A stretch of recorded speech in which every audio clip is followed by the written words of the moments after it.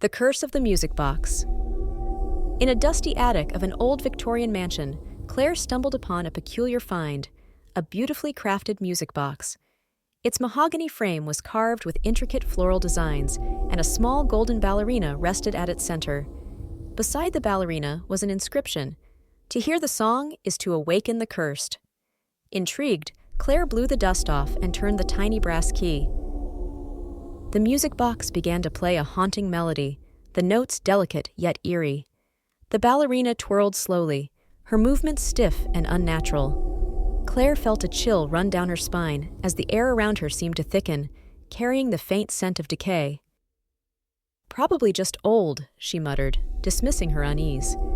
She brought the music box downstairs to show her husband, Matt, and their daughter, Emily. That night, Claire was startled awake by the sound of faint music echoing through the house. She nudged Matt. "Do you hear that?" He groaned and rolled over. "It's probably Emily playing with that box. I'll talk to her in the morning."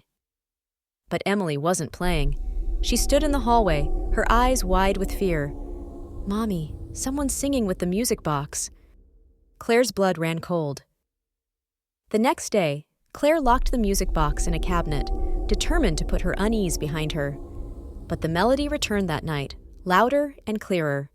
This time, it was accompanied by whispers, a low, guttural voice weaving through the notes. Claire checked the cabinet, but the music box was gone. She found it back in the attic, its lid open, the ballerina spinning faster than before. She slammed it shut, but the music didn't stop. Instead, the whispers grew louder, forming words. "You've invited us in." Suddenly, the attic door slammed shut behind her. Claire screamed as the temperature dropped, her breath visible in the icy air. Shadows began to form, clawing their way out of the corners. A figure emerged, a woman with hollow eyes, her body contorted unnaturally. "Return what you've stolen," the woman rasped, her voice like nails on glass. Claire grabbed the music box and ran, bursting into Emily's room. But what she saw froze her in place. Emily was sitting on her bed, her head tilted unnaturally, as if listening to something only she could hear. Her lips moved, whispering the same haunting words from the attic. The family decided to destroy the music box. Matt took a hammer to it in the backyard, smashing it into pieces. As he struck the final blow, a deafening scream erupted, shaking the house to its foundation. "Did we stop it?"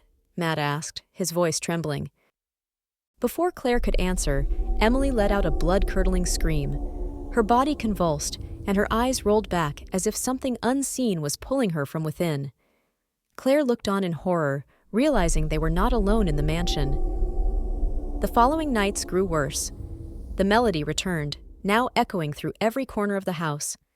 Doors slammed on their own, mirrors cracked, and the whispers evolved into screams. The figures in the shadows became bolder, tall, gaunt specters with stretched faces and blood-stained hands. Desperate, Claire researched the music box's origin. She discovered that it belonged to a woman accused of witchcraft in the 17th century. The townspeople had burned her alive, but her spirit was bound to the box, cursing anyone who dared to play its tune. "It's a vessel," Claire realized, "a gateway." The family decided to flee, but the curse had already taken hold. As they packed, Emily disappeared. They found her in the attic, standing in the center of a circle of blood. The shattered pieces of the music box were scattered around her, reassembled into their original form. "She's coming," Emily said in a voice not her own, her eyes glowing an unnatural shade of red. The music began to play again, but this time it wasn't just a melody. It was a cacophony of screams and moans. The shadows in the room came alive, clawing at the walls and ceiling. The cursed woman emerged once more, her face grotesque and shifting as though made of liquid darkness. Matt charged at her with a knife, but his blade passed through her as if she were smoke. The woman grinned, her mouth widening to an impossible size before lunging at him. His scream was cut short as the shadows swallowed him whole.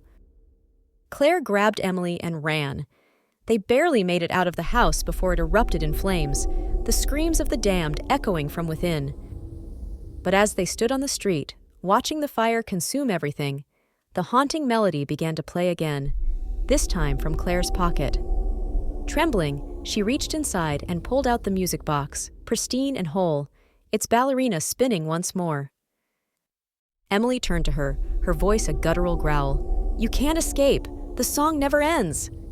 And so the melody played on, a sinister lullaby that promised no end.